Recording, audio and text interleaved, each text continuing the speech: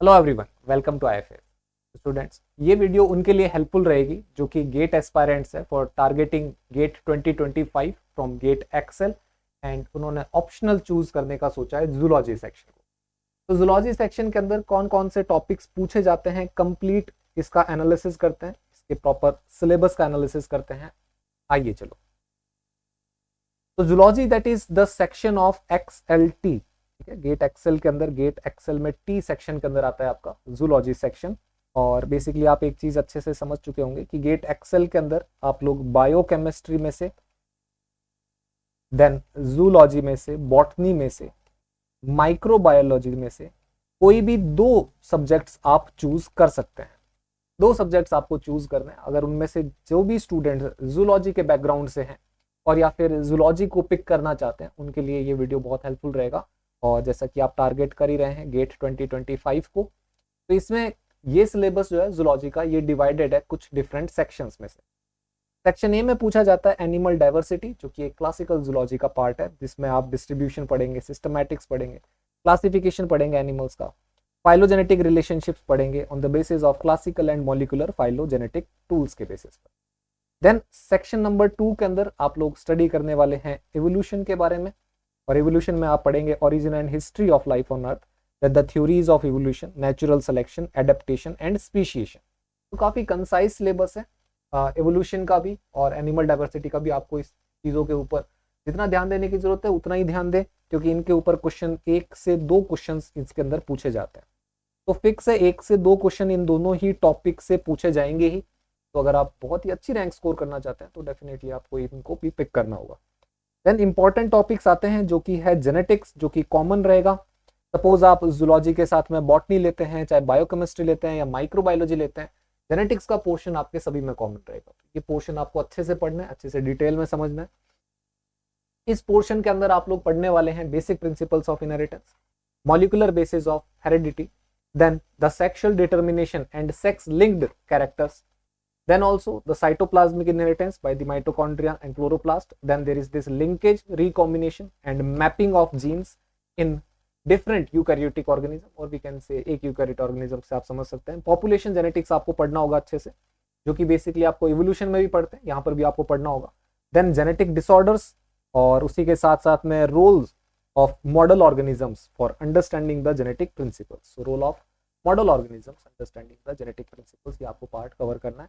बहुत ही important part है। आप देख सकते हो कि 2 से 4 क्वेश्चन तो फिक्स है, इससे पूछे जाएंगे। तो बहुत इंपॉर्टेंट सेक्शन है।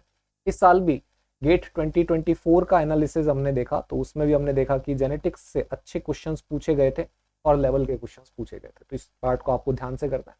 देन दूसरा पार्ट जो सबसे ज्यादा इंपॉर्टेंट है आपके लिए, जो बाकी सेक्शन से कॉमन भी रहता है, तो उस सेक्शन को भी आप जरूर कवर करेंगे। जैसे कि बायोकेमिस्ट्री का जो सेक्शन है, बायोकेमिस्ट्री का सेक्शन आपको कवर करना है अच्छे से, बायोकेमिस्ट्री एंड मॉलिक्यूलर बायो का सेक्शन नंबर 4। और इसमें आप पढ़ेंगे nucleic acids, proteins, lipid, carbohydrate, then there is this replication, transcription, translation, then Krebs cycle, glycolysis, enzyme catalysis, then the hormones and their actions and the roles of vitamins and the minerals। तो ये portion भी आपको cover करना है, अच्छे से करना है। मैक्सिमम क्वेश्चन इस बार इसी से पूछे गए थे।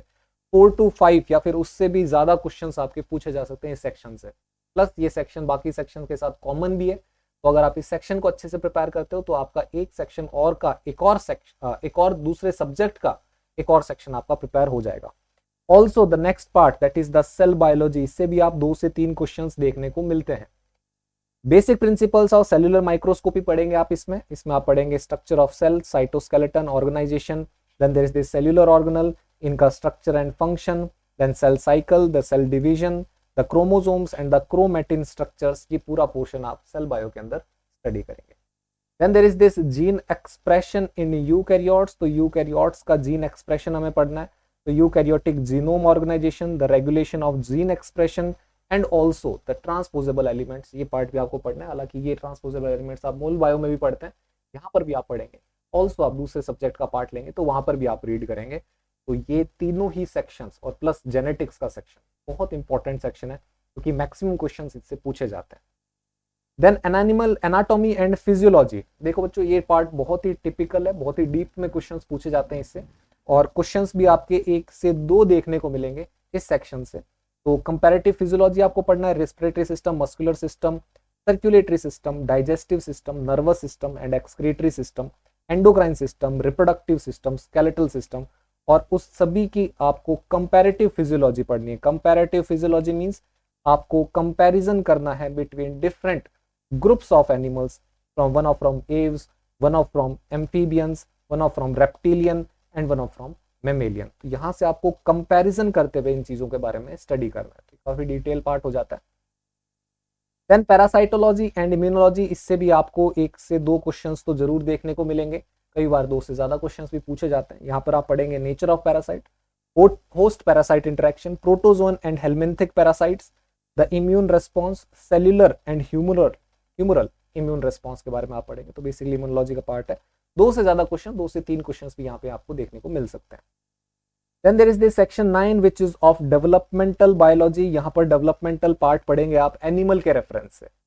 तो gametogenesis, embryonic development, then there is this cellular differentiation, organogenesis, metamorphogenesis, metamorphosis, model organisms in developmental biology, then there is this genetic and molecular basis of development and stem cells। ये portion भी आप करेंगे, इसमें आप cover करने वाले हो gametogenesis, then इसके बाद में embryonic development, cellular differentiation, then organogenesis, metamorphosis, model organisms used in the developmental biology, और उसी के साथ साथ में genetics and molecular basis of development of stem cells. तो ये पोर्शन आपको कवर करना होगा सेक्शन नंबर 9 में। देन आता है आपका very most important part, that is your ecology. आप मान के चलिए इकोलॉजी के अंदर 3 से ज्यादा क्वेश्चन आपको देखने को मिलने वाले हैं।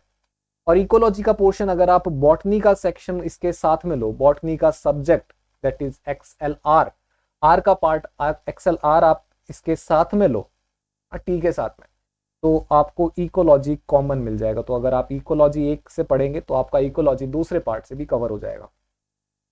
तो इसमें पढ़ेंगे ecosystem, animal distribution, ecological niche, its distribution to the animal diversity, food chain पढ़ेंगे आप, पॉपुलेशन डायनामिक्स पढ़ेंगे, species diversity, zoo geography, biogeochemical cycles, conservation biology and ecotoxicology. ये पोर्शन आपको कवर करना है इकोलॉजी से।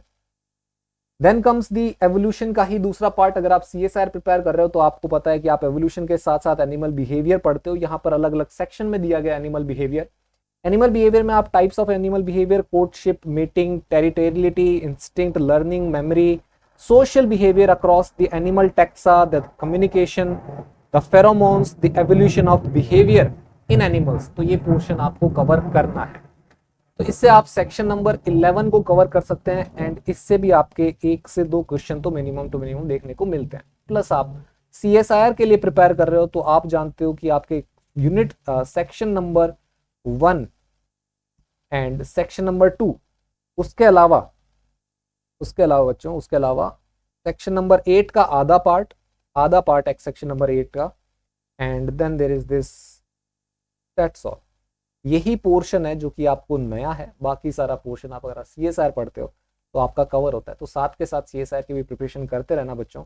बाकी आप स्पेशली गेट के लिए प्रिपेयर कर रहे हो तो गेट के लिए एक्सक्लूसिव कोर्सेज है जो कि प्रॉपरली सिलेबस बेस्ड है, प्रॉपर तरीके से आपको मिल जाएगा। क्विज वगैरह फ्री रहेगा, लेकिन रिकॉर्डेड कोर्स आप देखेंगे तो रिकॉर्डेड कोर्स में IFS 30 यूज करेंगे तो आप ड्यूरेशन 6, 9, अभी 10 मंथ्स रिमेनिंग है तो 10 मंथ के अंदर आप कर सकते हो। Then there is this exclusive test series. Test series के अंदर भी आपको 30% ऑफ मिलेगा IFAS 30 करने पर। टेस्ट सीरीज जब एग्जाम हो उसके पास में लीजिएगा जरूर, लेकिन रिकॉर्डेड कोर्स की प्रिपरेशन आप अभी से कर सकते हैं।